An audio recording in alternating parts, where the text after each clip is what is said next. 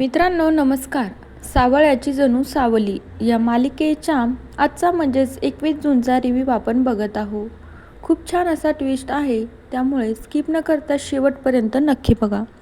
इकडे मात्र आता दुसऱ्या दिवशी सकाळी ट्रिप जाणार असते. पॅरेंट्स लोक, मुलं सगळेजण जाणार असतात. सावली, सारंग सगळेजण. त्यानंतर आता अबीरचा वेगळाच प्लॅन ठरलेला असतो. अबीर रात्रीच्या वेळी ओवीला फोन करतो. दोघेजण छान असे एकमेकांशी बोलू लागतात. त्यांच्या गप्पा चप्पा होतात. त्यानंतर अबीर म्हणू लागतो, अगं ओवी, तू काय कर माहिती आहे का, उद्या सकाळी 7ला उठ आणि मग त्याच्यानंतर आपण ट्रिपला जाऊया. ओवी म्हणू लागते, अरे अबीर, तू का वेडा झालास का? आपली ट्रिप सकाळी 6 वाजेला तिथे जाऊन पोचणार आहे आणि तुम्हाला 7ला उठायला सांगतो. कसं शक्य आहे?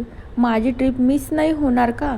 मी घरीच बसन आणि तुम्ही सगळे ट्रिपला जासाल, असं तुला चालतंय का? अबीर, तुला कळतंय का तू काय बोलतोय? ओवी जास्तच चिडते अबीरवर. अबीर म्हणू लागतो, अगं मी तेच तर म्हणतोय, इथंच तर खूप मज्जा येणार आहे. आता अबीरचा काहीतरी वेगळाच प्लॅन ठरलेला असतो. सारंग सावलीला एकत्र आणण्यासाठी या दोघांचं काही ना काहीतरी खटाटोप चालूच असतो. त्यांना जाणून घ्यायचं असतं नेमकं त्या दोघांमध्ये नातं काय आहे, नेमकं त्यांचा भूतकाळ यांना जाणून घ्यायचा असतो.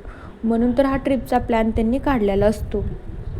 आता दुसरीकडे त्या मोनिकाला असं माहिती होतं की आता ओवीनं कॅम्पला जाणार आहे, ते पण 3 दिवस, आणि ते पण तर तिच्या टीचरसोबत. आता तिची टीचर कुणाला माहीत नाही ती कशी आहे, काय आहे, आणि सारंग डायरेक्टली तिच्यावर विश्वास ठेवून तिला ट्रिपला पाठवते ओवीला. असं कसं शक्य आहे बरं का?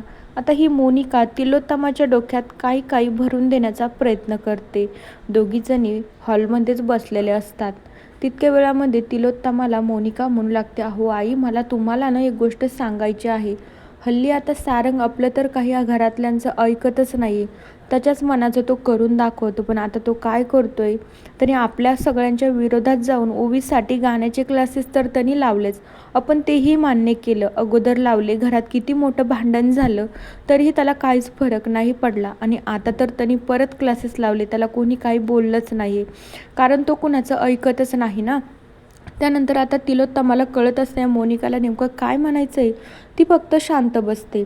आता दुसरीकडे मोनिका अशी म्हणू लागते, हो आई, तुम्हाला माहिती आहे का, आता सारंग त्या ओवीला 3 दिवसासाठी ट्रिपला पण पाठवणार आहे, आणि ते पण कुणासोबत, तर तिच्या त्या टीचरसोबत, त्या काळ्या. आणि मग त्याच्यानंतर मोनिका थोडीशी शांत होते, म्हणू लागते की गोऱ्या, मला माहिती नाही कशी आहे, आपण तिला भेटलो नाही, बघितलं नाही, आणि तरीही आपण विश्वास ठेवून या ओवीला कसं पाठवू शकतो तिच्यासोबत.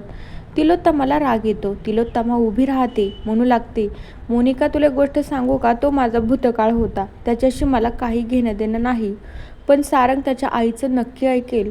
आता तिलोत्तमाचा असा प्लॅन असतो की मी आता ओवीला त्या कॅम्पला जाऊ देणार नाही. सारंग माझं नक्कीच ऐकेल. मित्रांनो, येणारा ट्विस्ट तर खूपच छान असा ठरणार आहे.